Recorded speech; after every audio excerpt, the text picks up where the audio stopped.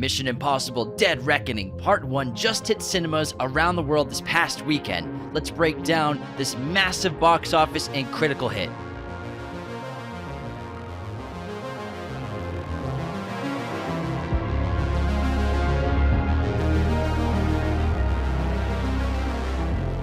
Now, before we get into our review for Mission Impossible Dead Reckoning Part 1, we wanted to state that this podcast was recorded during the 2023 WGA and SAG-AFTRA strikes. Without the labor of the writers and actors currently on strike, this film would not exist and we would not even be able to cover it. So we would like to say that we stand in solidarity with the actors and writers in Hollywood. Hello, movie friends, and welcome to Raiders of the Lost Podcast, the ultimate film and TV podcast. And today, we are breaking down Mission Impossible Dead Reckoning Part 1. I'm so glad this film finally hit theaters. I had an absolute blast in the theater watching this in IMAX. The sequences were bombastic and dynamic. The action was huge. The character development was fantastic. And overall, I had a really great time watching this film. I will say it did have some pacing issues, and it is a minor step down from Mission Impossible Fallout. But Dead Reckoning, I have at number 2 on my list for the franchise. Wow, number 2 on your list. And I mean, a step down from probably the greatest action film of the century is still high praise. And I had a blast as well seeing the 7th film directed by Christopher McQuarrie for this franchise. He's only done 4. Sorry, I didn't mean to say he's done 7. But the 7th film in the franchise, directed again by Christopher McQuarrie, written by Bruce Geller, Eric Jendrison, and Christopher McQuarrie as well. We're going to keep this spoiler-free for about 10-15 minutes. We will give you warnings when we talk about stuff that is spoilery because we understand that I'm sure some of you haven't seen the movie yet. It just came out this past Thursday, and we're recording this on July 12th before the film's release. But overall, this film is incredible. Rotten Tomatoes, it is at 97% critic score with over 200 reviews, 94% audience score. IMDb, it is at an 8.2. The budget of this film was pretty much $300 million, which is the most expensive Mission Impossible film and most expensive film Tom Cruise has ever made in his entire career. This was because of the many and frequent delays caused by COVID-19 during the filming and production of this film. The box office, we don't know anything about it yet, but the projections are saying, which you'll know by now, projecting about $85 to $100 million domestic, as well as $250 million total global. Again, we're filming this a few days before it's released, so we don't know the numbers yet, but it's gonna be a smash hit. I'm sure it'll hit its budget in just a week or so and then start making a ton of profit for Paramount, which is, Paramount's been killing it. They had Top Gun Maverick last year. They got this coming out. They have back-to-back years with They're in the Mission Tom Impossible. Cruise business. They are in the Tom Cruise business because Dead Reckoning Part 2 is going to come out next year in theaters at the same time. And I believe they were supposed to film these back-to-back, but I think there was a slight delay because of all the COVID situations They that were originally happening. planned to film it as one movie, and then but to release it separately. So I'm sure they're going to go right into filming very soon because they have a year to get the second one out. But I'm sure they filmed plenty. They're actually heavily in production, and from what I read recently, they're almost completely wrapped on principal photography for the second film. So that's already mostly in the can. But it's really impressive that they finished this production because of the complications of COVID and the lockdowns around the world, because they were shooting on all sorts of exterior locations all over Europe and all over the globe, really. So that must have been an absolute chaotic mess to try and organize, to handle reshoots, and to handle the various protocols that every different country had at the time. So it's really just like kudos to the team. I'm sure it was really difficult, but they got through it, and they ended up making a really terrific action film. Tom Cruise, time and time again, he keeps just showcasing that he knows how to make a great action film, a great adventure film. He knows how to make that perfect popcorn flick. And now we're going to get multiple years in a row of these Tom Cruise films. And with Top Gun Maverick, he reminded everybody how big of a star he was and how much he cared about the audience and trying to put on a good show for them. That's what he puts first and foremost. And MI7 is just another example of that, where I walked into this knowing what I wanted, and it hit every beat. It was so much fun. It doesn't take itself too seriously, while also talking about some actually really resonant themes about the future that I think worked really well, and they wove together really perfectly into the story. They have an excellent cast of new characters in this film. Haley Atwell was an absolute scene stealer as Grace in this film. She and Tom Cruise had so much chemistry. It was just like palpable. It was on screen. It was oozing. They're everywhere. absolutely dynamite together. And Pom Klementieff was an excellent new villain. She was really exciting, really dynamic on screen. She held her own in the action sequences. You can see in the trailer, she's driving this massive truck. She's in some fight sequences, and she really crushes this role. I think she did a really phenomenal job stepping out of the Marvel universe to do something else, and she is really, like, from what I can tell, she's a movie star. She's got it, and whenever she's on screen, like, she really excites the audience, and same thing with Haley Atwell. And then Esai Morales ended up being another fantastic villain for this new entry in the franchise. So along with the cast that we already know and love so much, the cast regulars who are all seasoned veterans and who are all excellent together, we get this new fantastic cast of characters, and every actor did a wonderful job performing. Now let's set up the synopsis, and again, I'm not going to spoil anything yet, but we will be spoiling stuff in order to talk about this film. Be prepared. Ethan Hunt and the IMF team must track down we need a trailer voice, man. Ethan Hunt and the IMF team must track down a terrifying new weapon that threatens all of humanity. It falls into the wrong hands before it falls into the wrong hands. With control of the future and the fate of the world at stake, a deadly race around the globe begins. Confronted by a mysterious, all-powerful enemy, Ethan is forced to consider that nothing can matter more than the mission, not even the lives of those he cares about Out most. of breath. It's a tough one. It's tough to inhale when you're doing that voice. Yeah, I'm sure it takes a lot of practice. But this film, somehow, Cruise and McQuarrie, this incredible filmmaking team, since Jack Reacher, they've been working together.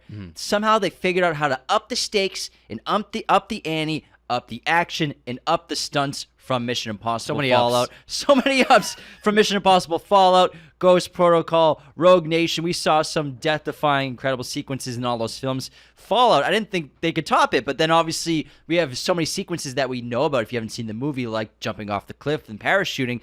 There are sequences in this film that will even blow your minds past that they don't show in the trailers at all, really. And I think it's just impressive what they're able to do to just raise the ante. And like Anthony was talking about, all these new faces with Haley Atwell, Pom Klementieff, I think that's the better way to pronounce her name. Klementieff? Yeah. Not TF? Well, you said Klementieff. Klementieff. Klementieff. She's French. Klementieff, I think that's how you say it. I'm guessing. Carrie Klementieff. So she plays Paris, this rogue or no named assassin. She's a mercenary, yeah. No named assassin. Yeah. We have Grace, played by Haley Atwell, who comes in as part of the IMF in some ways. Carrie Elwes, he's Denlinger. He's basically the head of national security. Briggs, played by Shea Wiggum, is a new addition, as well as Dagus. Greg Tarzan Davis plays this role. He's from also Top Gun Maverick. And then Gabriel S.I. Morales, who replaced Nicholas Hoult in the film, who plays a major villain. But also we have our returning faces of Ethan Hunt, played by Tom Cruise, obviously. We have Benji, played by the hilarious and talented Simon Pegg. Luther, played by Ving Rhames. Ilsa Faust, returning to form with Rebecca Ferguson in this role. And then, of course, we have the White Widow's return, played by the highly talented Vanessa Kirby, as well as a blast from the past. We have, obviously in the trailer, Kittredge from the first film, played by Henry Czerny. And he is a villain, and this film has so many callbacks from that first film. He's an antagonist to Ethan Hunt in that film. But besides Kittredge, this movie has so many callbacks to the original film. We have so many more masks, so much more trickery. We have twists. We're kind of going analog to a lot of extent, like Skyfall did with James Bond. I almost said Bond and Craig as a name combined.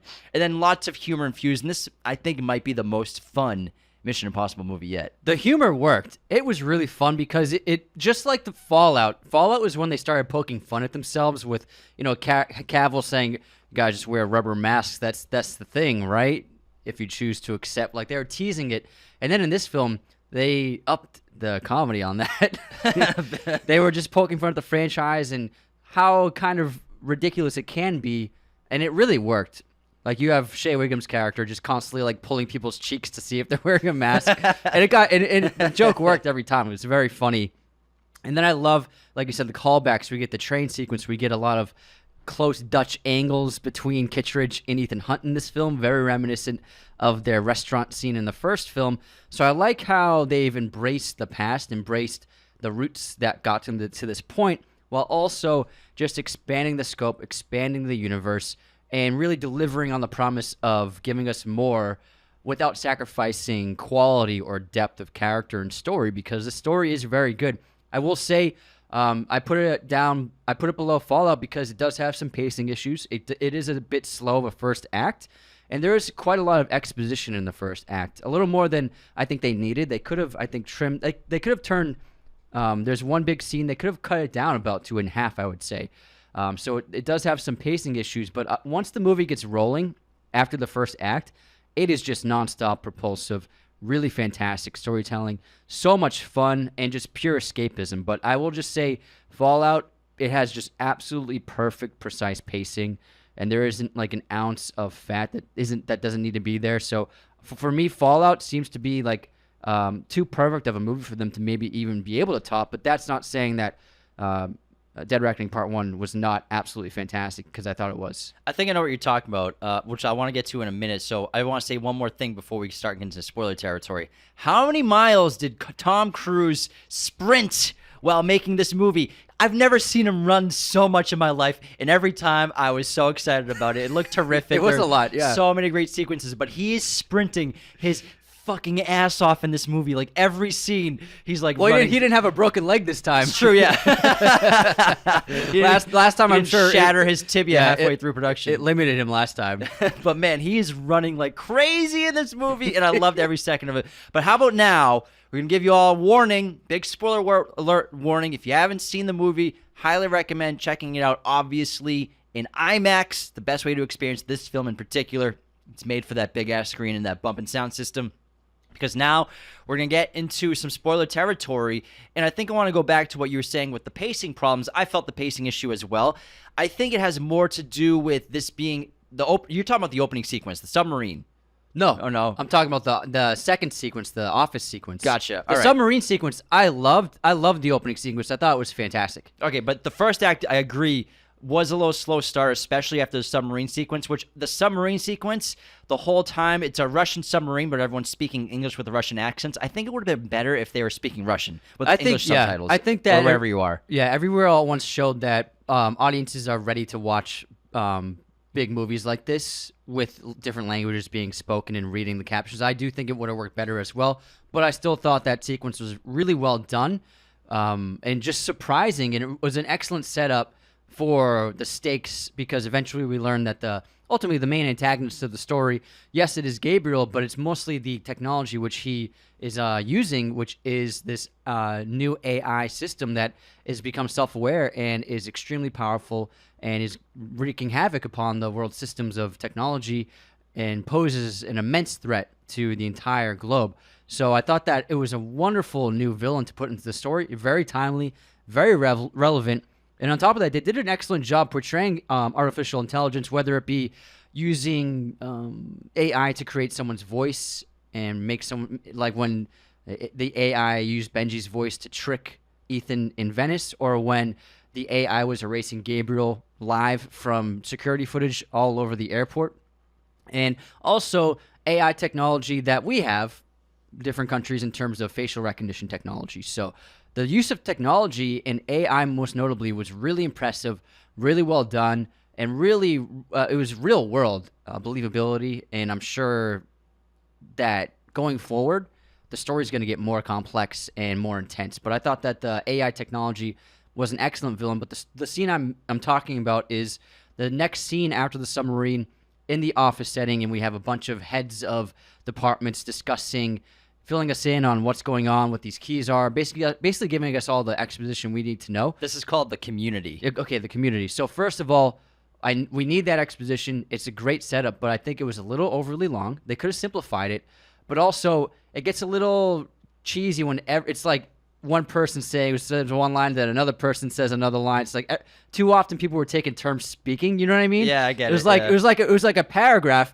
and each character said one sentence in that paragraph. It just got a little too much. It would have worked better if maybe one or two people were just filling us in on everything. Yeah, I agree for sure, because I was like, who's going to talk next? Yeah, everyone got there. Perfectly timed. It's very fair. I get it. Everyone gets equal lines in the room. I get it. I agree. But it just kind of took me out of it. But once Ethan showed up and the music played, he took that mask off, the audience came alive, but you can tell people were kind we of like erupted and clapping. People were like kind of like, okay, this is a little long, but then when Ethan showed up, okay, we're in good hands now. So I agree the pacing was slow, but again, I think we have to understand that they're setting up exposition for 2 movies. I think that's why they have to kind of help people out and guide them through it, because this is a big movie, a huge investment, 2 movies.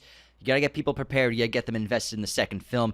You got to set up this plot. And so basically, I'd like to set up this opening submarine scene, what's inside the sub, and then also the entity before we get more into the film. That's cool with you. Hey, it's cool with me, man. So the opening of the movie, it opens up with the Sevastopol submarine sinking in the Arctic after it fired a torpedo at an enemy, only for them to vanish from their radar. Then the torpedo rerouted itself towards the Russian submarine, sinking it, and causing the warcraft to plummet to the seabed, where it remains indefinitely until someone finds it. Now, what is inside the sub? According to Denlinger, the secrets of the entity are inside the submarine. More specifically, its source code prior to becoming the entity is in its state-of-the-art sonar and stealth defense system. So if someone finds a submarine, gets in, and makes a quick getaway with the code, they may be able to control the entity altogether or kill it if Ethan has his way. An earlier version of the entity was injected into this system with the task of sabotaging the submarine's stealth capability, but instead it tricked the Sevastopol into destroying itself. No one knows why, but it left these breadcrumbs and these fingerprints, basically sending a message to humanity in a lot of ways. So that wasn't its objective. It was just supposed to be kind of a test for it, but it took over and decided to take out the sub. Exactly. And now whoever can access this can access this device inside the submarine. They can either control or destroy the entity. However, in order to gain access to that chamber in this device, you need those 2 key pieces to make the final key piece to get into that chamber in the submarine. Now, let's talk about the entity and what it is. This is the biggest threat that Ethan has ever faced. It's a mysterious artificial intelligence designed for intel gathering and hacking into enemy systems that somehow developed sentience and began a campaign of cyber terrorism against the world's various intelligence services. The movie explains how the AI evolved and started targeting global banks and defense systems. Pretty much any cyber infrastructure is defenseless against the entity. But for now, it hasn't been doing any harm. It's just been, walking in, saying hi, what's going on, leaving its fingerprints, breadcrumbs, then leaving again, signaling larger and more devastating actions in the future. A great example of this is the airport sequence where supposedly there's this nuclear bomb that Benji has to deactivate. Fortunately, he does with a second to spare. There's nothing inside of it. The entity's just messing with everybody, basically. The entity began as an AI designed by several U.S. government officials, including CIA Director Denlinger, again, this is the character played by Cary Elwes, for the purpose of hacking into enemy hardware. Denlinger would test out a prototype version of the entity by using it to hack into Russia's Sevastopol submarine and disable its stealth cloak. We talked about that earlier, but now the entity is completely rogue. And I like how Denlinger, he was playing unawares in the opening of the film. And then by the third act, he's revealed to be a villain of the story who's trying to make a deal with Gabriel about the entity and the AI. So I like how, he's the head of this department, but he's acting aloof, which worked out really well as a fun twist. This film has multiple really, really excellent twists and surprises. And now that the entity is completely rogue and is hacking the world's various intelligence communities to gather as much data as possible, it's resulting in this massive race beginning between the various countries and governments of the world to gain control over it and thus gain the ability to control the perception of the truth. And again, half of those keys is the most valuable thing on the planet, basically. Now, the main plot of the film and why Ethan gets involved in this, besides getting the half of the key from Ilsa, which he is given the mission from Kittredge after he reveals he's under that mask. His mission is to obtain that half of the key that Ilsa has. Anticipating that Ethan Hunt would become a threat to the entity, out of fear, it recruited an old enemy from his past, the mysterious terrorist Gabriel, to serve as its messenger and an actor of its will. Now, just to correct you, Gabriel's not using the entity's using Gabriel.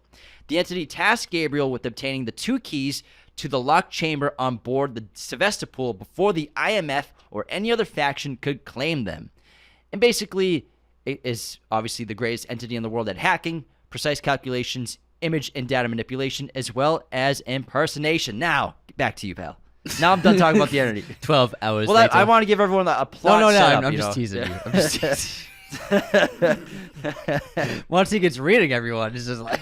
Just want to give the people what they But no, need. you're right. Gabriel's at the beck and whim of the AI, and it's probably promised him so much wealth and power for his services. And what I really like is throughout the course of the film, we begin learning that he's following the instructions of the AI constantly to the second. And the AI, as he says, computes thousands of trillions of analytical things every second, every millisecond. So it knows how to respond to everything. It's already planned out every situation. It's seen every possible outcome.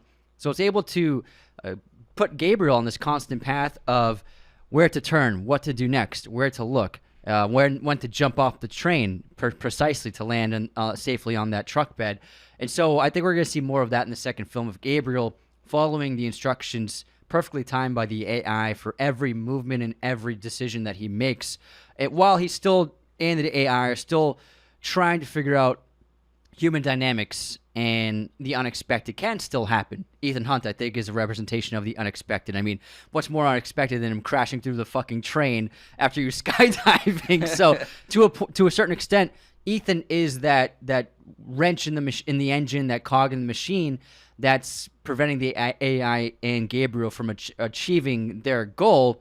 And I think he represents that human nature, the unpredictability, and something that can't be planned for, because otherwise they plan everything to a T. And that all relates to the title of Dead Reckoning. And, AI and prediction is a main component of this. So what does Dead Reckoning mean? Dead Reckoning is the process of determining one's present position by projecting courses and speeds from a known past position and predicting a future position by projecting courses and speeds from a known present position. So basically, that's why the AI is involving, the entity is involving Gabriel, because he's using Gabriel as well as all of the information it has on Ethan, on the IMF. It knows what everyone's going to do. It knows the steps that Ethan would take and the things that he would do to save his friends. He knows his friends are most important to them, as well as the ghosts and the skeletons in his closet from his past, which is why Gabriel is here to mess with Ethan and make Ethan make decisions that the AI wants him to make. However, Luther wisely tells him, you can't think like you have to think like it. Meaning basically, you cannot kill Gabriel, even though the entity wants you to kill Gabriel. That's a main thing that we're talking about. So this directly relates to the AI's ability to predict the futures and actions of everyone involved. Don't think like it. Don't think like yourself, think like it. And a great example of the AI understanding each person so much is during the Venice chase sequence after Ethan escapes from Paris and the other henchmen, and he's going after Ilsa, trying to find her because he knows she's fighting Gabriel. It imitates Simon Pegg's Benji's voice, but not only does it imitate his voice, but it also makes the kind of like flimsy error that Benji would make while guiding Ethan through some kind of puzzle. Oh, don't go left, this way, sorry, I messed up. So that's a great example of the AI understanding each person so well, their personalities, even the mistakes they'll make when they're doing an objective. So I love that precision of the writing right there. That was an excellent example of that. And the story takes some unpredictable turns, but one of the biggest surprises for the film, I think, was Haley Atwell as Grace, this thief character that comes into play. She was hired to tail Ethan on the airport. He eventually learns, and to help basically set up on this chain of events, starting with the airport. And Haley Atwell was so incredible in this film, and we begin to learn that she's going to be a part of this franchise for the future. She looks like she could be someone to take over the mantle. I think Tom will always be involved, but she might end up being like the new lead of this franchise in the coming years, because a main theme of this film is making a choice. I like how recently with the McQuarrie films, they set up a main theme in the opening scene of each film. Last with Fallout, it was Ethan being unable to sacrifice the life of one of his friends for the greater good of millions. And then in this film, the main theme for the characters is the choice. And most notably, they're specifically saying the choice to become a member of the IMF. And so it opens with a new member of the IMF passing his final test by handing a package over to Ethan. Ethan says, "You made the right choice." This ties to Grace's character when she learns that every other member of the IMF, they were in similar criminal circumstances where they were given the option of facing persecution or joining the Impossible Mission Force for the foreseeable future. And we learned that every member of the crew has said yes to that choice, accepted the mission. And then Grace eventually, she also takes the choice and also accepts. So the choice to become a member and the choice to do this is one of the main themes for this story as well. And I think that Grace is an amazing new character. She's so much fun, so charming, resourceful, resilient. She's just as capable as anyone else. But I like how McQuarrie and his writers, that they'll show someone who's it's not like a perfect, like, what do you call it? Mary Sue, that kind of archetype where she can do everything. Like, the driving sequence is a great example where she's like struggling to drive and Ethan's helping her half the time. I think it would have been too unbelievable if she was great at everything right away. But to show that she has excellent strengths and weaknesses, so she's a fully formed character, three-dimensional. But I'm honestly really looking forward to seeing Grace in the future films of this franchise. And choice directly relates Grace and Ilsa. Obviously, Ilsa makes the choice to try and protect Grace and fights Gabriel in Venice over a canal, and she loses the fight and dies. It was her choice to do that because they both know that Ethan had to choose between one of them to survive. And Ilsa made the choice to risk her life to protect Grace and ended up dying. A huge twist in the film because they set it up with the twist that did Ilsa really die in the desert? I didn't think she died the first time. I was waiting for like the reveal where she was okay. But I think that was a great scene and a little thing to do because it threw us off the scent that maybe she's going to die at some point. Like this, after that, I was like, there's no way Ilsa dies. Yeah, she's part of the crew, yeah. So that was a tragic twist to see Ilsa Faust die in Venice. Well, she died and it was shocking. Yeah, and Ethan didn't get to say goodbye to her or save her at the same time. But Grace works so well as a character. Let's talk about why. Obviously, like you said, the amazing chemistry Haley Atwell has with Tom is intense. It's palpable. I think you could argue even it's better chemistry than he had with Rebecca Ferguson, which they had great chemistry, but this is just magnetic. They just like work so well in scenes together. Grace is an expert thief and pickpocket, and she's extremely charismatic. However, what she does that's so terrific for plot, especially for Ethan Hunt's plot, not Handsome Hawk, is Grace creates constant conflict for Ethan to resolve, constantly running away, which causes Ethan to have to chase her everywhere, which is great for plot and great for your characters to keep moving forward. And like you said, she has her specific skill set, but she's not incredible at everything. She can't drive for the life of her. She's terrified of driving these situations, but like every member who joins the IMF, Benji went through this. I'm sure Ethan went through this too. Luther as well. If you're in the field, you have to be put in these dangerous situations, life-threatening situations where you could die any second. We saw this with Benji in 3 and 4. And she's not a trained agent. She's not a trained agent. Benji, his first time in the field, he was terrified. He's so scared of everything. But then you see Grace, she's great at so many things, but also she's terrified to drive in this where she doesn't want to die. She gets in that car accident. It's real. This is real life. I'm in a highly dangerous situation. People all around the world are trying to kill me now. Governments, I'm on their radar. And then specifically the train carriage sequence where she has to jump across while they're hanging from the cliff so she doesn't get hit by the piano. She's terrified to do it, but she eventually does it. You can see that every IMF agent has probably gone through these similar situations. That's why Ethan's so cool under pressure. That's why Ilsa, even though she was MI6, is so cool under pressure because they've been there, done that. We've seen it before with all these characters, especially Benji as well. Now we're seeing Grace go through it. So it's great to have someone, like you said, that's not the greatest at everything that could possibly be done. Someone who has weaknesses and strengths, and watching them build their strengths on screen for character development is the best way to connect with somebody. Yeah, I mean, going forward, I'm sure she's going to be very confident. My favorite part was when, after Ethan crashed through the train, which was one of my favorite parts. That was so funny. And then he goes, "Are you okay?" Because she just went through it. She almost got shot. She's had guns on her. She's just a pickpocket, you know? She's a person. Yeah, she's just a thief. She's just a pickpocket. She's not a high-stakes espionage, fucking world stakes kind of situation. Probably never had a gun on her before. Yeah, so, and then Haley Atwell just performed beautifully where she was trying to keep her composure. Then she just, like, broke down for, like, 10 seconds. You know what I mean? She just let her emotions out. And then she gathered herself and put herself together. I thought that was a great moment for the character. And Haley Atwell is extremely talented. She's so good. She does the emotions. She does the action really well. She's just an excellent dynamic actor. And like I said, I can't wait to see her going forward. And then I thought Palm did such a great job. She had very few lines because this movie, it was very James Bondy. And one of the archetypes of a James Bond movie, most of them, is to have the nameless assassin. Her name's Paris, but like in terms of like they barely say anything. And it's a wonderful archetype for the story and for that kind of film. And they threw it into this film, and she was just really, really magnetic on screen.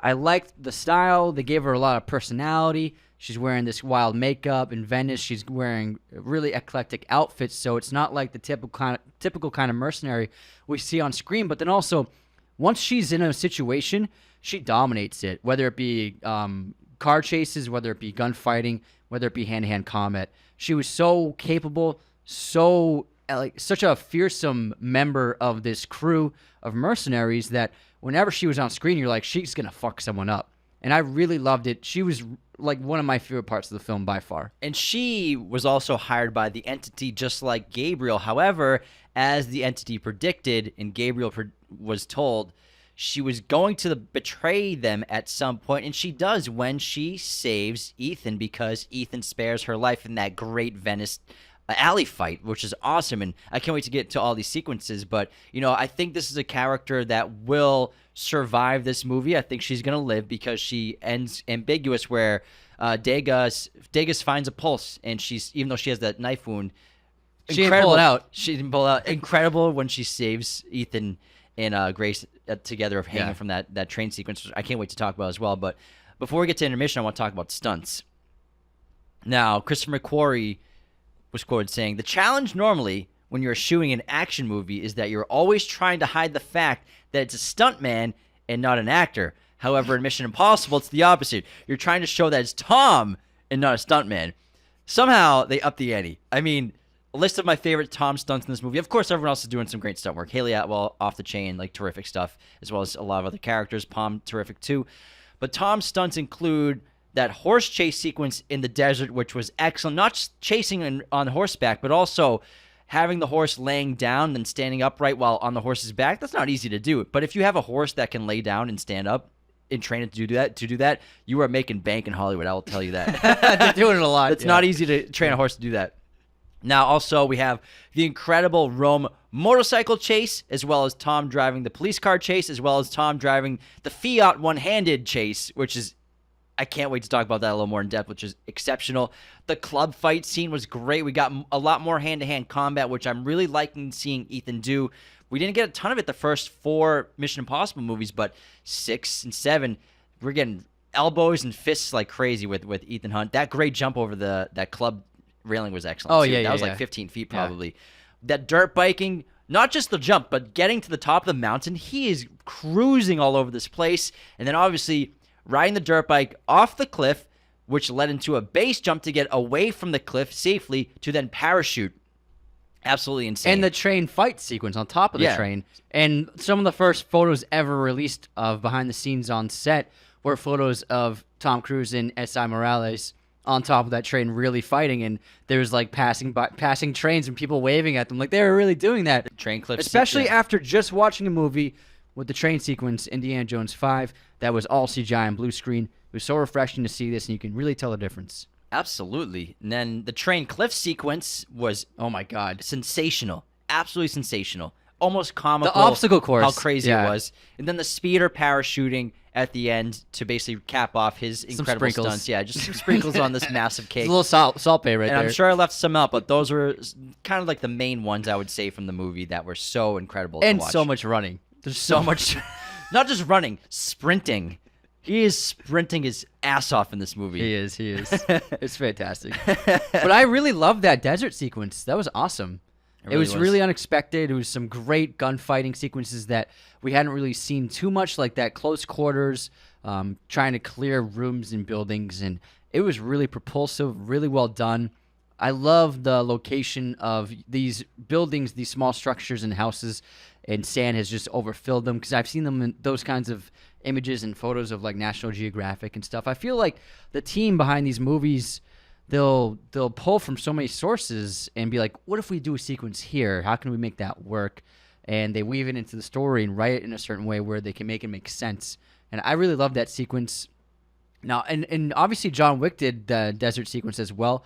They did that in Morocco, though, and that was very much like Lawrence of Arabia. But one of our criticisms with John Wick was how short that sequence was in the desert. My favorite part of the movie, maybe. Yeah, it was up there for me, and it was really only a couple of minutes, whereas this sequence, it was nice. It was a good 15 minutes, and it was really dynamic, and it had its own little story. So I really loved how long that sequence was, too, and it was a great change of pace for the franchise. They shot that in Abu Dhabi, and they actually weren't planning on even doing this desert sequence in Abu Dhabi until they went to the airport in Abu Dhabi to film that entire airport sequence. Then Christopher McQuarrie kind of discovered the desert there as well, and that's where they decided to do that sequence of Ilsa hiding out from the governments. Oh, nice. Yeah, we're here. Why not? Yeah, and I loved the desert sequence because it's freaking Ethan Hunt with an AK-47 on a horse. Oh my God, that was cool. Like, we never seen really anything like that from Ethan Hunt before, just like going through doors, clearing rooms, messing up bad guys with handguns and AK-47s. Yeah, that's a great point. It kind of like makes you think about his past. Before he was an IMF agent, he maybe special ops, some kind of army service division, probably maybe even like an assassin or something. So it makes you think about that, about his past and what he used to do before he was saving the world. And then Ilsa with the sniper rifle and eye patch. Now, she's wearing an eye patch because Rebecca Ferguson cannot wink. She cannot close one eye at a time. Wow, so really? they were filming the scene without the eye patch, and as she was telling an interviewer, Christopher McQuarrie's like, okay, great, we got the shot. Now close one eye. And she's like doing a weird face. He's like, okay, close one eye. And she realized she can't wink. She cannot close one eye. She can't just close an eye? She can't just close. A lot of people actually have that. They can't close one eye at a time and keep one open. Well, actually, hold on. I'm trying it now. It's hard. It's tough for my right eye, but I can do it, but it's shaking. It's easy peasy lemon squeezy for me, man. I can do it for my left eye, no problem. But yeah, the right eye. Some people, they have problems winking there. and closing one eye at the same time. Clearly, one of your eyes, you can barely do Can you it. see it? Yeah, I can see it. It's like half open. No, it's closed, but it's shaking. Mine's fine. So I was gonna say, I was like, the eye patch isn't really tactically correct, is it? not tactically, but it still looks cool. It looks great, So yeah. McQuarrie's like, all right, we need to get someone got an eye patch. Can someone get an eye patch, please? So that's why Ilsa's wearing an eye patch in this sniper sequence, because she cannot wink. Super funny, but also her hand-to-hand combat and just marksmanship. Ilsa's awesome, It's and then the excellent. sword fight in Venice is great. It's fantastic. So badass, but I love the desert sequence. It's so cool. And even though we had another sandstorm, it's like calling back to Rogue Nation. I'm like, Yeah. I don't give a fuck. Whatever, man. Whatever. It's fun. It's fun. Was that Ghost Protocol or Rogue Nation? It was Ghost Protocol. Sorry, the in Andrew Dubai. Stanton one. Yeah. So it was the one Ghost before Protocol. McQuarrie Number made it. 4. Yeah. Number 4. So that was a great sequence. How about we jump to our intermission, Sounds good. and then we'll get back into Mission Impossible Dead Reckoning Part 1. Now, before we continue, the best way to support Raiders of the Lost podcast is to leave those 5-star reviews on Spotify and Apple, a.k.a. iTunes. We broke 2,000 on Spotify. Oh, yeah, 2,000, oh my baby. God. We got to get those numbers up on Apple, though. We're at like 1,800 on Apple. We need 2,000 on Let's Apple. try to get 2,000 on Apple. Apple's cool because you can also leave a 5-star review, written review. And also, if you don't use iTunes, all you need is an email address to sign up to just leave that review. So that'd be really great. Thank you so much to everyone who's done it already. Also, becoming a patron at patreon.com/Raiders of the Lost podcast is another great way to support our show. We have 5 different tiers of membership at $2, $5, $10, $25, and $100 tier. Every single tier, no matter if you're paying $2 or $100, has access to our weekly chat, which is exclusively on Patreon every Wednesday now. We moved it from the main show to Patreon only. We want to get some more bonus content over there, as well as a weekly bonus episode of the show. $10 tier gets you access to our Discord every month. You can access that, and it's so fun. We have watch parties and chat with you all the time. Great community on there. Over 100 people are chatting it up every single day. $25 gets you a custom episode, which is a great perk. We also get free merch and stickers and stuff like that. And then that $100 tier, it's the granddaddy tier. You get so many perks, as well as a private watch party. You get to come on the show after 3 months of being in this tier, plus many other great perks. Thanks so much for everyone who is a patron, and we appreciate the support so much. And this episode, of course, is sponsored by our great friends at movieposters.com. Be sure to use our promo code Raiders10 to get up to 10% off your order today. They have a huge selection of pretty much every movie and TV show imaginable in their huge poster library. Movieposters.com is also doing a free movie poster giveaway in this episode. Now, to enter this contest, all you have to do is leave us a 5-star review and rating on Apple Podcast. Take a screenshot of that review and then DM it to us on Instagram. If you've already left us an Apple review, thank you so much. You can just pop that up and then screenshot it and send it to us, and that will enter you into the contest as well. So it's not only for new Apple reviews. If you don't have iTunes or an Apple podcasting account, all you have to do is sign up with an email, and then you're good to go. We will select a winner next week. Good luck, everyone. Thanks again to movieposters.com for doing this contest for us. All right, let's get into the intermission. Start with the movie quotes competition. You ready, Anthony? Ready. All right. Operation Downfall is going to be the largest mechanized invasion in the history of mankind. We will be victorious. We fight. That's what we do. Operation Downfall. Edge of Tomorrow? Nice. Correctamundo. Hell yeah. Correctamundo. Tom Cruise's character Cage says that, I believe, when he's on TV. I've been meaning to watch that soon because I fucking love it. Dun, dun, dun, dun, dun, dun, dun. Yeah, great score. All right, here's my quote. Money won is twice as sweet as money earned. That's a good quote. Money won is twice as good as money. Say it one more time. Money won is twice as sweet as money earned. Like, my instincts are saying it's a poker movie, but also not. Or a gambling movie. I don't know. Color of Money. Color of Money. Should have went with my gut. Yeah, he should have. You were close. I fucking love that movie. All right, guess this movie release year. The Usual Suspects. 1991. 1996. Oh, damn. Shit. Guess this movie release year. The Color of Money. Wait, 1987. No, 1986. 86. Yes. Yeah, nice. 1986. Hell yeah, man. Too bad you got the quote wrong. All right. This next one's a tough one. You ready? But I think you could pull it off. Thanks for believing in me. You're pretty good at IMDb stuff. Now, Sometimes. can you name 5 movies that Christopher McQuarrie has written outside of the Mission Impossible franchise? Fuck. Outside of Mission Impossible franchise. This is a co-credit count? Yeah, any kind Okay. of writing. So Usual Suspects. 1, He had a writing credit on Edge of Tomorrow.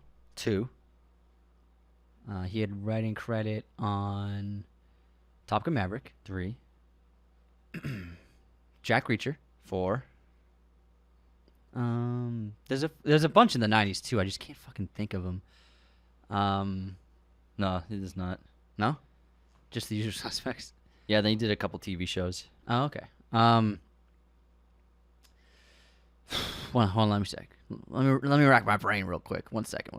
Oh, he did write a movie that Bryan Singer directed in 1993. I was gonna say Apt Pupil. No, No. Not Apt Pupil. I take that back. not Apt Pupil. Shit.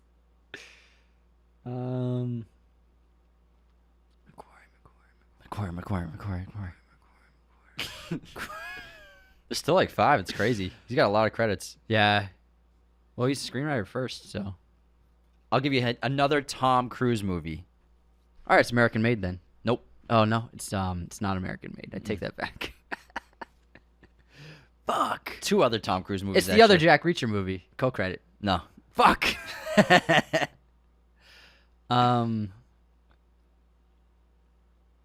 2 other Tom Cruise movies outside of the Mission Impossible Wait, franchise. what did he do this century? What did he do with Tom other than Reacher before? Fucking A. God fucking damn it. God, come on, man. You got this. Let me know when you give up, though. It's not Night and Day. Nope. It's not that. I don't know. We have The Mummy. Oh shit. Then also another Tom Cruise movie, Valkyrie. Oh. The Way of the Gun, he wrote. Persons Unknown. The Tourist. And Jack the Giant Slayer. Oh yeah, Bryan Singer back to back to back. With Bryan Singer, he wrote Public Access, which Bryan Singer directed back in 1993. All right. Yeah, that's a lot of Bryan Singer movies he's written. He wrote an episode of NYPD Blue in 1994 as well. And Valkyrie's good. yeah, it's pretty good. Yeah, Valkyrie's good. I like that movie. The only thing that doesn't work with Valkyrie is everybody uses their own accents. Yeah, All but the actors. it's, when you accept it, it's fine. No, it's if they all did British, should be fine. But they all do their own accents. Like Yeah, I mean, Tom does an American accent, then you get the Brits doing British accents and the Germans doing German. Like a Sergio Leone movie. It's weird. You get used to it. Okay. Here's my quiz question. What is the name of Tom Cruise's character in The Color of Money? Fuck. Oh, man, that is a good question. So we have Fast Eddie. He wears it on a T-shirt. What's it say? It's said so many times. I know. I don't know. Vincent.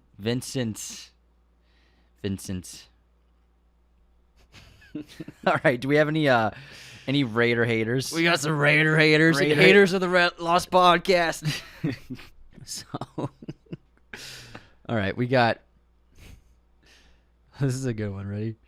So, Johnny Ray wrote, "Love the episode on Succession, but as a proud Canadian, I must unsubscribe as there is only one Hudson Bay. It's in Canada." We were arguing It's the Hudson River. The Hudson River. Yeah, and he sent a New York City. He literally sent a photo of the Hudson Bay. a satellite image of the Hudson yeah, Bay. it's above Montreal. We were way off. That's good. McCrano wrote, Nolan nuke, unsubscribed when I made a clip about it not being a real nuke. We got like the worst hater of our ever, a couple of the worst haters ever. On a clip, I just made a clip about box office and how that new film Sound of Freedom topped Indiana Jones when it came out, and we got a lot of hate on that, like so much hate. We ended up deleting a bunch, but there was a couple that were just so bad. Hold on, let me pull up the screenshot. I'll read it to you. We have an insanely bad 1-star review on Apple Podcasts. Oh shit! What is it? I don't know who you pissed off, Anthony, but it says It's me. it's 1 star. It says red flags.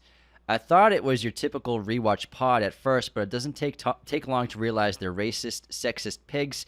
If you're a woman or POC, steer clear. As a podcast, it's one of the weaker. They're robotically read script. In fact, back and forth in their takes are problematic, to put it lightly. Holy crap. What did we do to deserve that? Honestly, I shouldn't have made that clip about Sound of Freedom. I guess that's it. That's it. Because that's basically what the people in our hate comments said about on the clip on TikTok. Whoa, that's crazy. You know, people always like it. You have to walk this fine line, unfortunately. And I mean, All we did was report before box the office. box office, I questioned posting it, but I was like, I mean, it's just the box office. Should we take numbers. it down? I think we should take it down. Yeah, probably. I mean, all we did was say the box office. We do it every Sunday. Yeah. Box office report. But yeah, but I mean, that's terrible. That's a terrible thing to say. That is a terrible thing to say. And, you know, it makes you sad. Well, it's tough because now it's at the top of the feed of Yeah. our So Apple if anyone, reviews. I mean, if anyone could leave an Apple review so it can like get get buried. because you can't delete Apple reviews. Yeah, that's the thing with Apple reviews. I mean, honestly, I'm sure most people, I'm positive most people are very level-headed people. So if they see that, they're like, I don't know about this. This comment seems a little wild.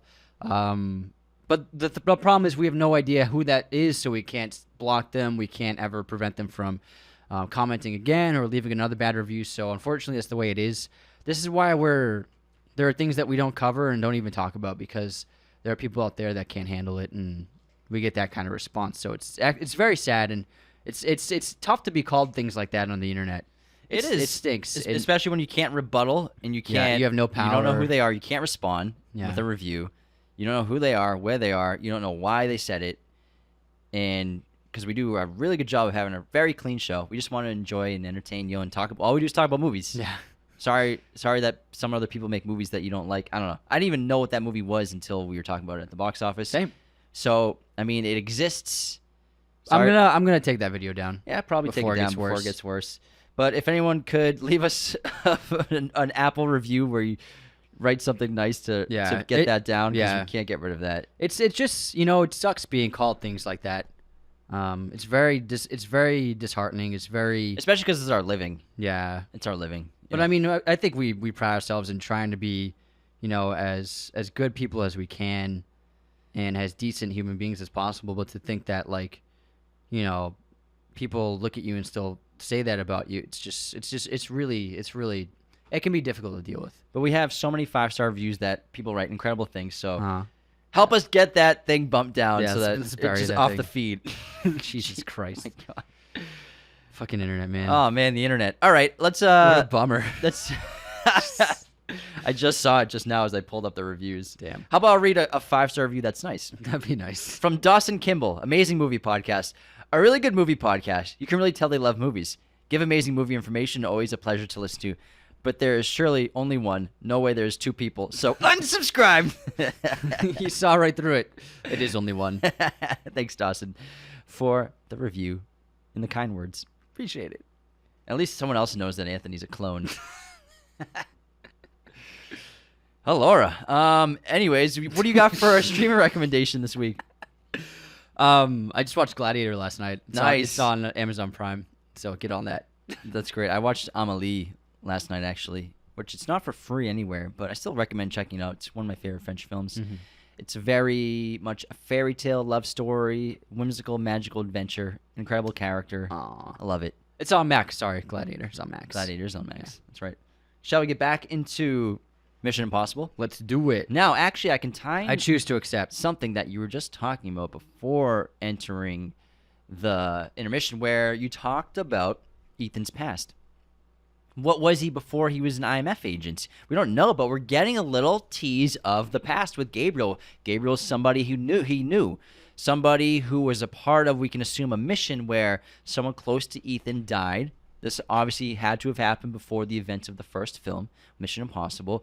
But a woman in Ethan's past who he probably worked with and got close to died. And we can assume that Gabriel may have been responsible, or maybe Ethan was responsible, which is why Gabriel talks to both women that way, both Grace and Ilsa, saying, you just get close to him, he lets you die. He lets you down. Like, you're both going to die because of Ethan Hunt, because he cares about you. He always lets the people he cares about down. And so we're getting connections to this failed mission of his past before the IMF, connecting it to Gabriel, which connects it to the entity, which makes this incredibly personal for Ethan. It's, oftentimes with the sequels and franchises, especially this long running, they end up losing character depth or good character development, or they're just going too outrageous and over the top. But I think one of the strengths of the Mission Impossible series, it comes down to the writing, and Christopher McQuarrie is a wonderful writer, but he's constantly adding more. They're constantly adding more layers to the cast they have. They're constantly making you invest more in the characters as well. And nothing seems cheap, nothing seems too out of place. And this is another example of embracing the character more so than we ever have before. And yes, the stunts are always so much fun, and the action scenes are insane, but it's really, ultimately, it's Ethan Hunt and Tom Cruise's character that we all love and what we all come back for. And to this day, even with this new entry, number 7, I still love the character as much as I always have. And it's the strength to the franchise that I can't think of another franchise outside of Harry Potter, obviously, because there are dense novels written before the films, where the characters are still getting so much character treatment and development from the writers. I agree. That's great. Now, we talked about the desert sequence, and then the rest of the film, there are basically 4 main sequences that we have. The airport sequence in Abu Dhabi, we have the Rome sequence, the Venice sequence, and then the train sequence in the third act of the film. I say let's just break these down and go over them, because they're just the show-stopping events, each one, but that's the movie right there, basically, is these 4 major sequences. The airport sequence is where Ethan and the IMF team are tracking a guy who has half of the key after Ethan got half the key from Ilsa.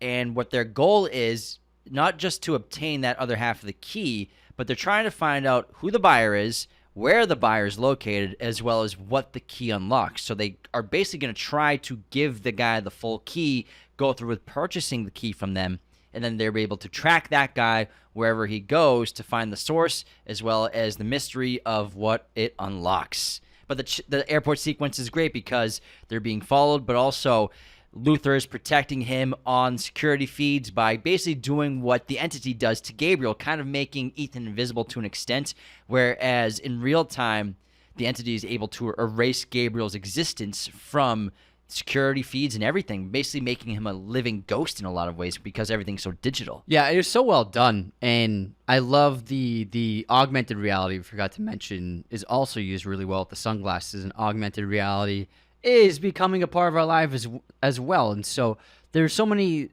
brilliant pieces of technology used in this film that are believable for the near future, but that are also currently in our homes in some capacity for some people. So I thought the augmented reality was a great addition.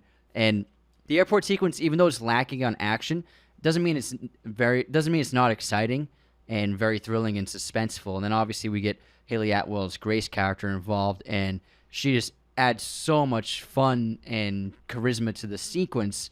And this is a funnier sequence because we get Briggs's character as well, pulling the cheeks of all the people that that Luther's thrown off the scent. I thought that was hysterical, and it was a fun tactic by the team to use their own version of AI against the authorities that are chasing them down. And then it ends in some great comedy in the ultimate finale of basically Grace getting the upper hand over Ethan, which was fantastic. Like she beat him in the sequence. Eventually, because he's so experienced and has so many connections, he's able to get her picked up in Italy immediately and be there as her attorney, which is so funny. But I like how in the sequence she got the better of Ethan Hunt. She gets the better of him multiple times, specifically with getting the key and constantly being on the run, because she knows having a piece of the key is the only thing that will basically keep her alive at this point, because she has no idea really what she's gotten herself into. And also a major part of this airport sequence is only are they being chased by multiple people, but also the nuclear bomb that's in a suitcase, that's in a mysterious package that got flagged, that Benji and Luther are trying to track down while not letting Ethan know what's going on. And Benji's tracking this bag inside of the giant area where all bags and airports go, and through sorting, and he finds a nuclear device. He's trying to disarm it with all these riddles. I think that IMF in this franchise, they know what people are into and they know what works. I think that's why, John Wick and Mission Impossible, they kind of not copy, but they complement. They influence each other with things, as well as I think with the riddles, people are really into the Riddler and to the Batman. I think they added that in because they like ciphers. They were really into the ciphers, the riddles from that's my thought of the Batman. How can we incorporate something from the Batman into this? How can we incorporate something from John Wick into this? I wouldn't say they're trying to pull from what they did with the Batman. I would say they're trying to do something different from a countdown. Just a normal countdown. True. You're trying to keep it fresh. So, okay, we have a countdown, but how do we make it more interesting? And make it more personal. Yeah, exactly. Which they do. And then, obviously, fortunately, Benji's able to figure it out, but then it opens up and there's nothing inside. Yeah. But I love when they finally tell Ethan that, like, oh, yeah, so there's a nuclear device and it's going off in 20 seconds. He's like, a nuclear bomb is something you definitely tell me about. It's like, oh, shit, I'm going to die? That was the point of all this. But this airport sequence was awesome. This airport's beautiful. I'm sure it's probably not that old. Gorgeous, massive area. As well as, I thought that Ethan was going to, like, get on the plane that Grace had just boarded somehow when he, like, left the airport and he's running off the roof. But it was just a cool shot of him on top of the airport in Abu Dhabi sprinting his ass off. And it was a wonderful reveal when the next scene we cut back to her is she's been arrested in Rome, and she's speaking to some high-ranking officers, and they're like, your lawyer's waiting for you. And then she walks into the library, whatever it was, and it's Ethan Hunt wearing glasses, like act like a lawyer. I thought it was great. It was so funny. She's really resourceful and clever because she'll use whatever she can to get out of a specific situation. So when she's caught and they're going through all these passports that you have, she's like playing the innocent, I'm just like this cute girl. I'm a teacher. I'm not even supposed to be here. I don't know what's happening routine, which clearly is a show. But I love the sequence because then this leads to this incredible Rome sequence where she escapes again from Ethan, and she's on a chase. She gets inside the police car, but then mayhem ensues where she crashes it so much. She's crashing it all over the place. Yeah. She just can't, and I love how Ethan's following the trail of carnage to find Grace and where she is. It was but funny. then big action. But then we have the showdown between the Briggs, who's CIA, right? Yeah. Briggs and Degas are CIA. They're chasing Ethan as well as Paris and her henchmen chasing them down, as well as the Roman police are chasing everyone. So it's like a 3-person chase for Grace and Ethan. And I love this whole entire sequence drifting around Rome, as well as then getting to the Fiat was awesome as well, because not only are they handcuffed and they're kind of switching who's driving. But the Fiat, the reveal, because McQuarrie puts a Ferrari in the foreground, or like a Lambo. Ethan's like hitting the key to that, and then the Fiat pulls out behind that out of nowhere. You're like, oh shit, this is it. Both. Does Fiat still own Ferrari? Or no, I think a German company bought it. I'm not sure. But they're actually connected. Yeah. Fiats and Ferraris. Yeah. A lot of internal components. of Ferrari. You've seen Ford versus Ferrari. We know you've seen it. I wasn't talking about Ford versus Ferrari. I'm talking about internal components. But the Fiat was so funny because it's tiny, it's compact, and It's just comical. Ethan was struggling at first with it. It was a great little adult joke. It was so funny, yeah, because he's like, sometimes with these cars, she's like, it's okay. No, keep going. It's fine. Keep going. It's fine. Is that what they say to you? I'm just quoting the goddamn movie, Anthony. Just quoting the goddamn movie. This guy. It's fine, James. It's fine. It happens all the time. Don't be I embarrassed. found it to be funny. And then when she is behind the wheel, they flip down the Spanish Steps, and then they reverse seats, and they're like, how the fuck did this happen? And then they're doing the circles around the fountain in front of the Spanish Steps. So funny. It was hysterical. Yeah. It was really funny, the physical humor, but infusing physical humor to a car. And Paris in that gigantic armored vehicle just destroying everything was so fun as well. That was Rome. Oh, I'm sorry. No, Paris the character. The character. She was having an absolute blast. I liked it.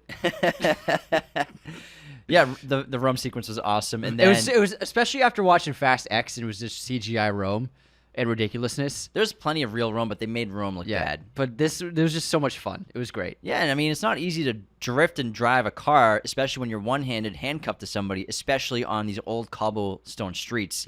Really incredibly difficult to do. So I difficult. think they did a great job doing this. I'm sure that Rome had to shut down a lot of tourism for the time being, but I mean, they probably filmed it in a low tourism time of year, probably. And in the early mornings and stuff, yeah. But I Yeah. mean, in the winter, nobody's there really. Yeah, not as many people are there. Yeah. And then the sequence ends with freaking Grace getting the upper hand on Ethan again, handcuffing him to the steering wheel. Oh my God! She On a almost train killed- she almost track. killed him. Giving him a paperclip. That was great. And then he just rips off the steering wheel. I love how he can't do everything. Yeah. He can't pick a lock in 5 seconds. In 5 seconds, so he's just like, fuck it, takes the steering wheel off. I thought it was great. It's true. It's important for your hero to not be perfect and not be completely capable in every situation. Yes, he got out of the situation, but barely, and he couldn't even pick the lock. I loved it. Now let's set up the Venice sequence. So now we're going to Venice, and here we're having a meeting set up by the White Widow, between Ethan, Grace. We have Ilsa there. This nightclub party that the entity set up. Gabriel's there as the voice of the entity and physical manifestation, basically, of the entity. And the Widow has half the key, and she's trying to figure out who to sell to. Do I sell to Gabriel and the entity to protect myself, or do I give it to Ethan? Do I do what Ethan says and kill Gabriel right now instantly to try to end what's going on, to save the world? What side do I choose, basically, as the White Widow? Also, Grace has the key as well. Yeah, Grace has she has the other half, that which she's she slips protecting. into the widow's brother's pocket. I love that sequence, Yeah, it was really good, and it was very tense, and it set up the stakes.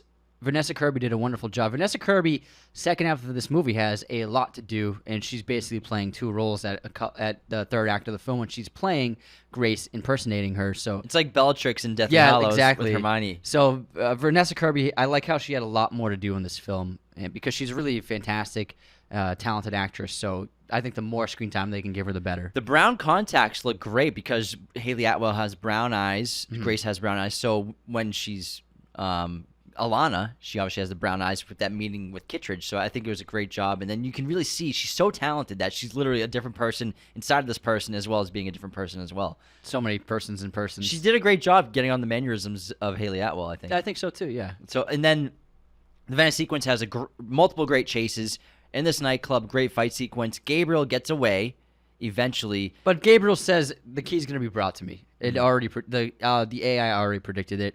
I'm just going to wait for it to happen. And also, either Grace or Ilsa are going to die, and Ethan has to choose. But unfortunately, Ilsa makes the choice. Ilsa makes the choice basically for herself. And I like how, because the fight was great. First, the alley fight was fantastic with Paris, Ethan, and that other henchman. It was brutal, close quarters, very, very narrow space to work with. I thought the camera work was fantastic, and the choreography was so much fun. Yeah, they like the shaking they had with the camera. Exactly, was terrific. I loved it. It was brutal. Really felt and then we were in there. eventually sparing Paris's life, and he just like takes the pipe and bashes it into the wall right above her head.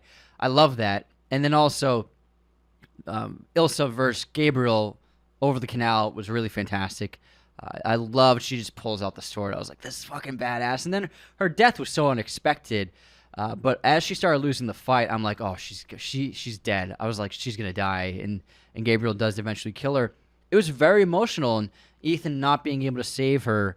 Usually he's able to save everyone. He's usually able to save the day. But with Ilsa, with a person he loves, he lost her. And he wasn't even there to say goodbye to her, which is really sad. It was very emotional. It was the most emotional moment in the entire franchise so far, I would say. I think so as well. And not only that, he would have lost Grace if Ilsa didn't show up, because there's no way he was going to make it in time to save Grace either, who lost that fight to Gabriel, put up a great effort with both those knives that she slipped from the countertop at the nightclub, right?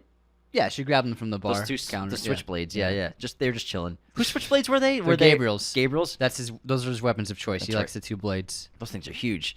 That was a great fight as well, but because the entity rerouted Ethan so far away from that specific bridge, there's no way he could have saved either of them. It's hard roaming through Venice. Yeah, let alone having Benji telling you wrong directions. AI Benji telling you wrong directions. It's a maze. And so basically, this leads to them giving Grace that choice. And out of guilt of Ilsa's death, she decides to work with them. She's not going to run anymore.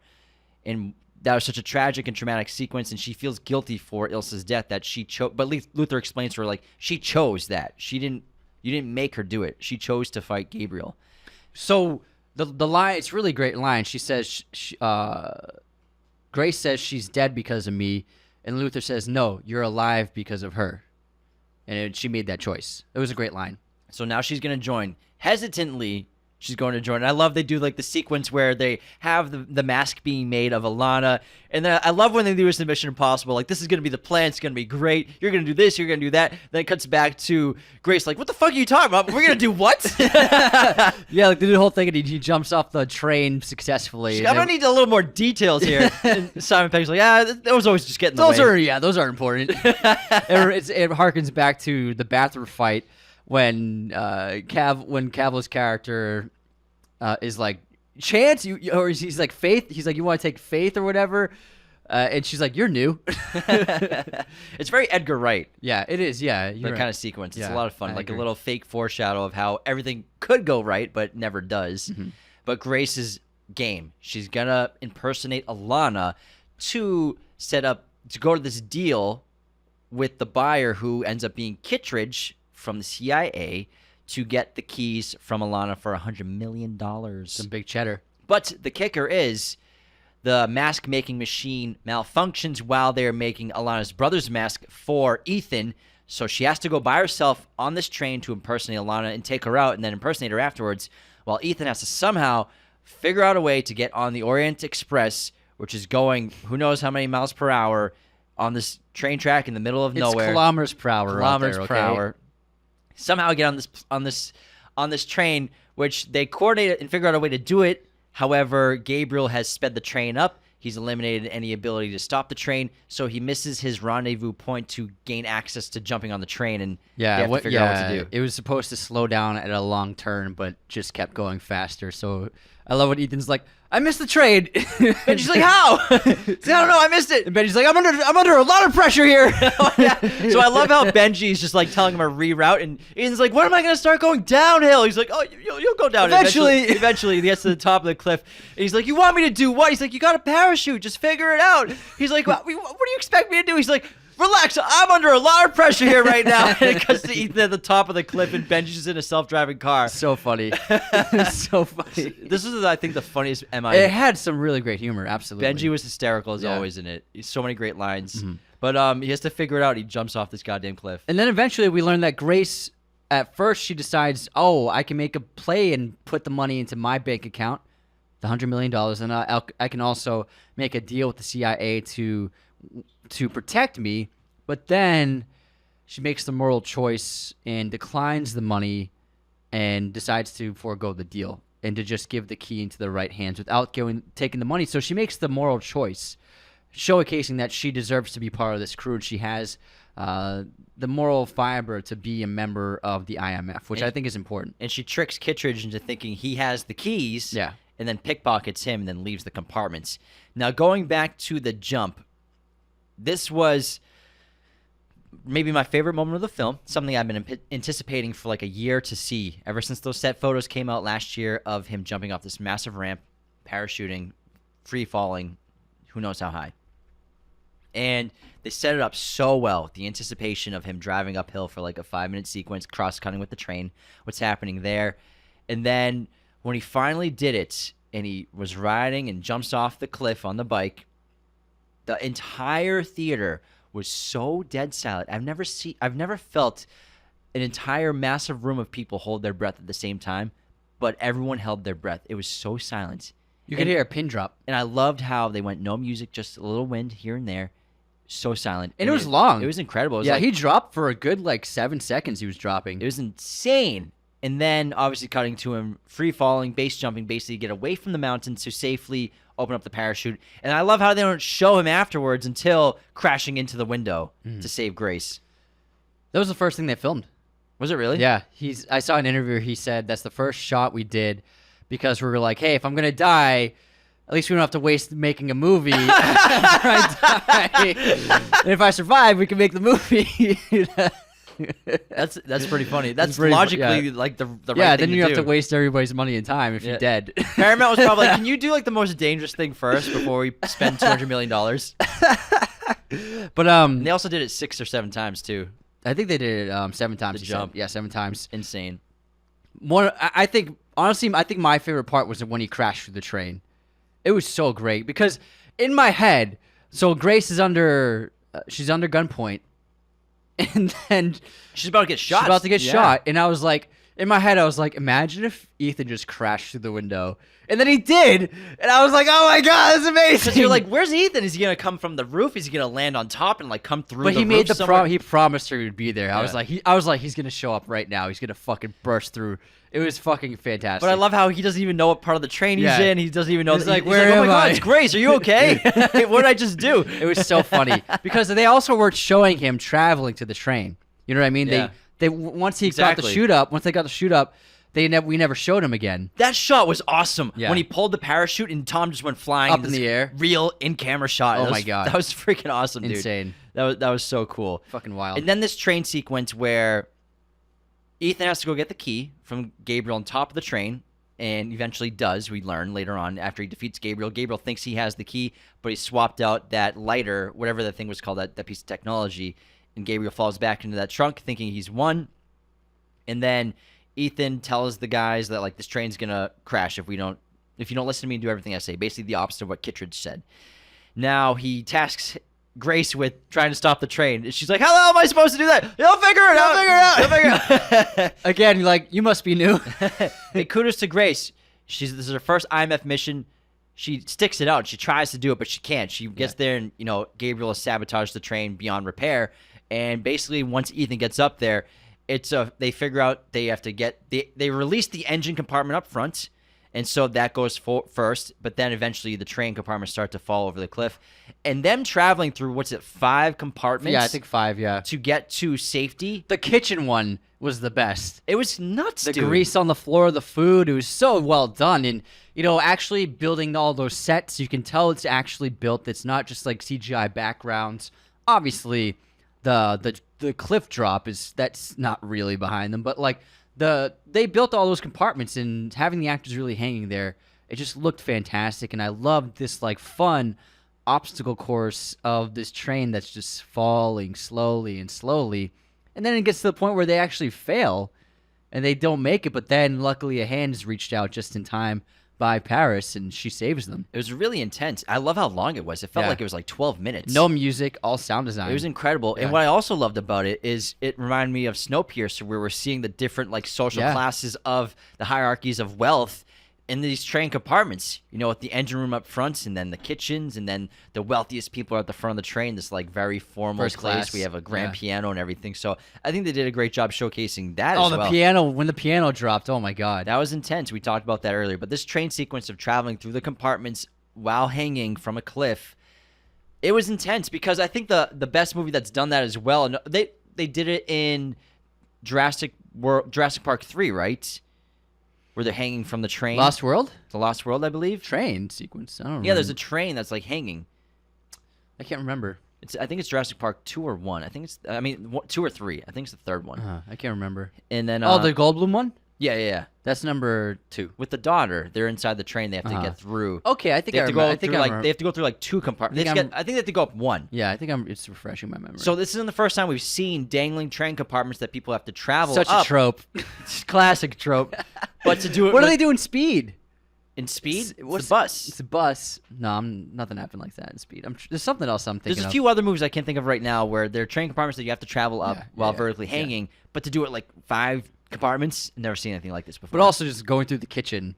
that was great. intense. It was great. The oil and the grease everywhere. Oh my god. Because the sequence was so intense and comical at the same time, but like it was so intense you couldn't laugh because you were in shock and like, oh my god, are they gonna make it? But at the same time, I feel like on a rewatch I'll be laughing at parts of it. Yeah, but it was really well done. And on top of that, the fight on top of the train between Gabriel and Ethan was great. The knife fight, harkening back to the original film and that amazing speed train sequence by Brian De Palma, which still, I mean, holds up and looks visually fantastic. And also, it looks like Ethan was ready to kill him. He was gonna. He was ready to kill him. was He was gonna trying kill him. to. He decided for a moment Fuck it! to hesitate, but then he was like, fuck it, I'm going to fucking kill you. And he would have if Briggs didn't show up. Yeah. Yeah, so I thought that was an interesting character trait. But then also, like I said earlier, Gabriel looking at his watch, oh, time's up. Bam, I'm going to jump off right when the AI tells me to and land perfectly in that truck. I will say that looked a little cheesy. It did. There's no way he would have survived that. They're going like 80. They were going really fast. 80 miles per hour. Like I was 100 like, kilometers per it hour. could have been like a net. I think Yeah. would have worked better. The truck bed Yeah, the seemed truck a little bed. bit, a little cheesy. I mean, your body's still going as Yeah. fast as the train. I would say a big net would have been better. Or a bigger truck. Or yeah, like a really big truck, yeah, with like a bunch of pillows in Maybe it. like one of those dirt bike foam pools. Yeah, I like that. It's a good idea. That would have been a little more acceptable. Or a river. I will say it didn't. It was cheesy. That but was cheesy. Otherwise, it's great. But also, fuck it! Like, why not? Whatever. So this movie ends setting up Dead Reckoning Part 2, and I've never wanted a sequel so immediately in my life, but I will patiently wait. So Ethan speeders. Is that what he calls it? That's a speeder? Speed flying. Speed flying, basically. Speeders. He says it's a speeder. Oh, it does it, yeah. Yeah, he calls it a speeder. Yeah, Benji says speed flying. And, Gotcha. Yeah. And so he speed flies off the train. Oh, yeah. Which was so cool to see. It was just looks very dangerous. And he's got both pieces of the key, which he gives to Benji, and Benji's like, "Oh my god, thank God!" But like, Ethan's like, "What a fucking day." Grace has been captured, kind of, but also has accepted a mission from Kittredge. Basically, Ethan told me, "I can trust you, and that you'd offer me a choice, and I accept." Yeah. She Basically, accepts joining, yeah. He says, "Interesting." Welcome to the team. So I bet you that Kittredge is going to pit Grace against Ethan in the second film. No, I think the way I looked at it is that it was just her joining the IMF. But Ethan is not part of the IMF technically right now with Kittredge because Kittredge and Ethan are opposing forces still. Ethan has the keys. I suppose, but I don't. I think he's going to use Grace to get to Ethan basically because I think Ethan, he wants to kill the AI whereas Kittredge wants to control it. It's an interesting take. It's the only way that she can survive be out of prison basically. She has to work for Kittredge she has no choice. until she can link up with the IMF again. Interesting. I think it's about basically if you're not hanging with the IMF directly, you have to like work for Kittredge or someone else. Yeah, that's true because I love how Briggs is like he's always rogue. He's like, isn't Ethan Hunt rogue? He's like, he's always rogue. That's just what he does. And so I love how like you expect one man to hopefully pull this off. I mean, yeah. So Ethan and IMF have the keys. They have both halves, but they don't know the location of the submarine yet, right? Gabriel knows it. Gabriel's Gabriel's the only one who knows where exactly the submarine is because even though the submarine soldiers floated up, you could in the opening of the scene, and they were stopped by the ice on the surface of the water. Once that ice melted, they drifted into a different area. So nobody knows where exactly the submarine is. Except for Dellinger did. Dellinger knew, however, he got killed by Gabriel. Yes, he knows. He knows where. But they took him out. Are you Slits. sure? You're sure? You're the only person on the planet who knows. I'm sure. Slit throat. You will betray us for Ethan Hunt, basically. So that's how the film ends. Gabriel doesn't have the key. The entity doesn't have the key. now IMF has the key, both halves. Now they have to figure out where the chamber is, where the submarine is. They still have to evade the AI. Because Paris reveals to Ethan what the secret is. What are they after? And she says it's the Sevastopol, the submarine. Sonar, Mr. Like Wayne. Submarine, Mr. Wayne. Submarine. Dark Knight reference. Sick reference, bro. Your references are out of control. Everybody knows it. But it was a terrific conclusion. I'm really looking forward to seeing how they wrap this storyline up and what they have in store for us for the next episode. I really like the Kittredge in this movie too, and they end with voiceover of him. He has a lot of great lines and like voiceover monologues in this movie, and he's such an ambiguous character in terms of his moral compass. He's a bad guy, but also kind of a good guy. So at the same, I think he kind of represents the gray area of the American government in the military-industrial complex. Exactly. Absolutely, I agree. Yeah. They even referenced that. And I was expecting him to just have like that one scene. But he had a lot to do. I was actually pleasantly surprised with how much screen time he had. Yeah, because when he's in the deal with who he thinks is Alana, right, he offers the power of the American military-industrial complex with the entity would be a formidable force. It's a superpower. Superpower, because basically every government organization wants control of the entity to be the ultimate superpower. It's Dinlinger says that. Denlinger. To Gabriel. Okay, yeah, you're right. I'm sorry. Not Kittredge. Not Kittredge. Yeah. Thanks for correcting You're me. mixing up the old white guys, bro. Racist! That Apple review is right. I'm a pig. You pig. Man. They got a lot of keywords in that review. They did. Well, you got anything else on Mission Impossible Dead Reckoning Part 1? I loved it. It was so much fun. I want to see it again in theaters. It releases this past weekend, so I'm going to see it sometime this week. If you haven't seen it, I highly recommend checking it out. In IMAX. In IMAX. And for rankings, I think this is, for me, it's number 2 in the MI franchise.